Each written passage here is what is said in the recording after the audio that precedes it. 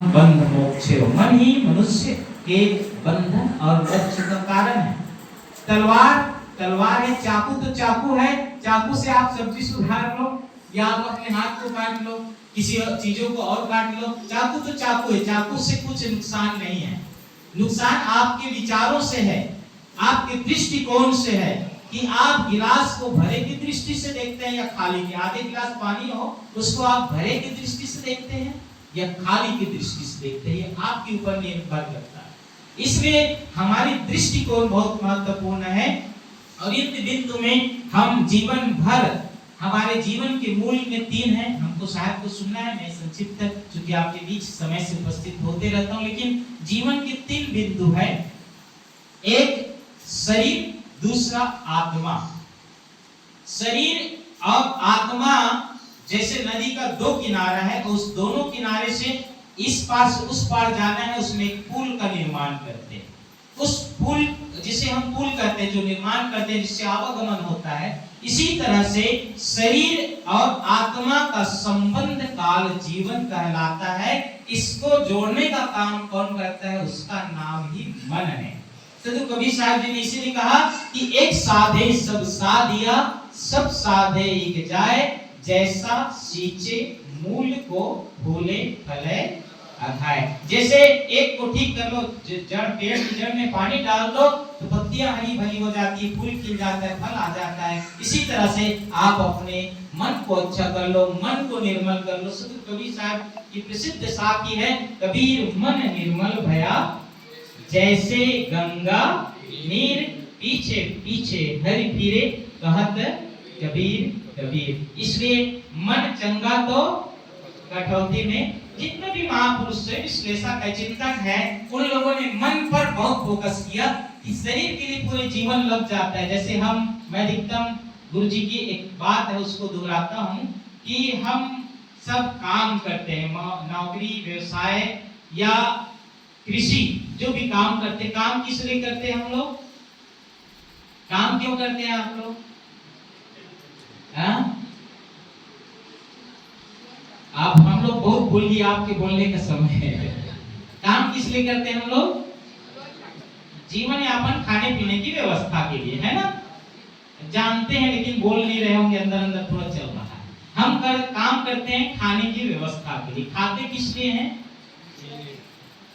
थोड़ा अच्छे से बोलो, अंदर से बोलो, मेरे से ना बोलो लेकिन अपने से बोलो। काम करते खाने के लिए। खाते किस लिए हैं? थोड़ा तेज आवाज में, खाते किस लिए हैं? काम करते हैं किस लिए? खाने के लिए। खाते किस लिए हैं? जीते किस लिए हैं? ठीक से मैं सुनाए। किसी ने कहा खाने के लिए, किसी ने कहा परिवार के लिए, किसी ने कहा समाज के लिए। तो ये अलग अलग शब्द है। सच तो यही है कि क्या हम अपने जीवन के मूल केंद्र में जीना क्यों है, जीवन का लक्ष्य क्या है, हम ये समझ जाएं, तब समझेंगे कि जैसे मकान क्या बनाना है वो जान ले, तब उसमें क्या क्या लगेगा वो जानेंगे ना। तो हम ये जान जाएंगे कि हमें एक मकान बनाना है तो छड़ सीमेंट, उसमें कमरा क्या क्या बनाना है, उसके हिसाब से तैयारी करेंगे। ऐसे ही जीवन में प्रॉब्लम क्यों है? क्योंकि हमने अपने जीवन से परिचय नहीं किया, जीवन के मूल केंद्र से परिचित नहीं है, इसलिए बस जिए जा रहे हैं, जिए जा रहे हैं, जिए जा रहे हैं। जीना क्यों है? आप क्यों जी रहे हैं? आप अभी तो कह देंगे सब लोग कि सुख के लिए, शांति के लिए, आत्म कल्याण के लिए, लेकिन इस बात को आपके दिल से जिस दिन निकलेगी, ये बात जैसे आत्म शांति, आत्म सुख लक्ष्य है। जो सच बताऊं, जो नशा करते हैं ना, उसको भी पता होता है कि तंबाकू के पैकेट में लिखा हुआ है तंबाकू से कैंसर हो सकता है, ऐसा लिखा रहता है ना। स्वास्थ्य के लिए हानिकारक, इससे कैंसर होता है, लेकिन फिर भी खाता है ना, और उसका फल उसको मिलता है। हम भी जानते हैं कि अच्छा क्या है, बुरा क्या है, हमें क्या करना है, लेकिन फिर भी करते हैं, इसलिए जीवन में दुख है। तो हमें जानना है क्यों?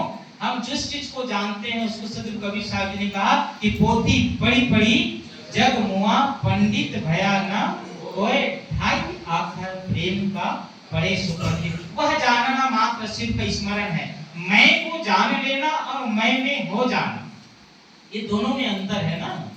जैसे भोजन बन गया है, आपको पता है, अभी भोजन बन गया है, मैं आपको बता रहा हूँ, आपको भोजन करना है थोड़ी देर में, तो भोजन बन गया आपको पता है, लेकिन मैं बता दे उससे आपकी भूख से तृप्ति नहीं मिलने वाली। साहब ने कहा कि राम के कहे जगत गति पावे, खाण कहे मुख मीठा। अगर केवल राम राम उनके लिए कहा है जो केवल शब्दों का उच्चारण करते हैं, और ये तो वो कहते हैं कि आप राम को मानते हैं लेकिन राम की नहीं मानते हैं, आप कबीर साहब को मानते हैं लेकिन कबीर साहब की नहीं मानते। समस्या तो वो है, सिर्फ हम जानते हैं तो उसको जानते हैं जो हमने बाकी जगत को देखा। इसलिए फाइंड योरसेल्फ, इन्वेस्ट योरसेल्फ, अपने आप की पहचान करें, खुद की खोज करें और खुद में इन्वेस्ट करें, खुद को पाएं। और जो खुद को पा लिया है, और जो खुद को पा लिया है, जैसे एक गूंगा व्यक्ति हो और उसको मीठा खिला दिया जाए, शक्कर खिला दिया जाए, तो वो उसको पूछो कि कैसा लगा, वो जवाब कैसे देगा? सिर हिला के, और अच्छी हिलाने से हाँ या नहीं, ऐसा मैंने तो पूछा कैसा लगा, उसको जवाब कैसे देगा? शायद अच्छा लगा हो, खराब लगा हो तो चेहरा कैसे बनता है? जैसे नीम का पत्ती मुंह में डाल दो तो कैसा, अच्छा लेकिन मीठा मुंह में चला जाए तो कैसे? थोड़ा खुश होगे ना, मधुर मुस्कान होगा, उसके अंदर में खुशी होगी।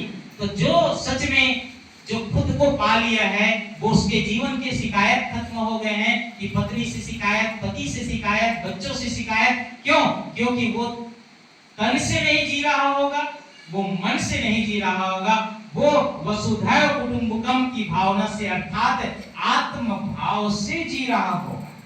उसके अंदर में, उस बकरी के अंदर भी वही चैतन्यता, वही राम, वही आत्मा का दर्शन होगा। हर जीवों के अंदर वही दर्शन होगा, क्योंकि सच बात तो यही है कि हम सब एक इंडिविजुअल आत्मा है और हमारा संबंध किसी से नहीं है, संबंध इस शरीर का। इसलिए उस शरीर के नाते हमें संबंध निभाना है, लेकिन आत्मा जब आती है तो अकेले आती, जन्म लेते हैं और जाना सभी को अकेले। माली आवत देख कर कलियन करे पुकार, फूले फूले चुन लिए काल हमारी। इसलिए जाग जाएं, आज आपके लिए दिलों में उमड़ रहा अनुराग फिर से, जाग रे कबीरा जाग, जाग रे कबीरा जाग। आइए हम साहब के आशीर्वचन हमारे बीच में मुख्य प्रवक्ता के रूप में पूज्य श्री साहब जी विराजमान है।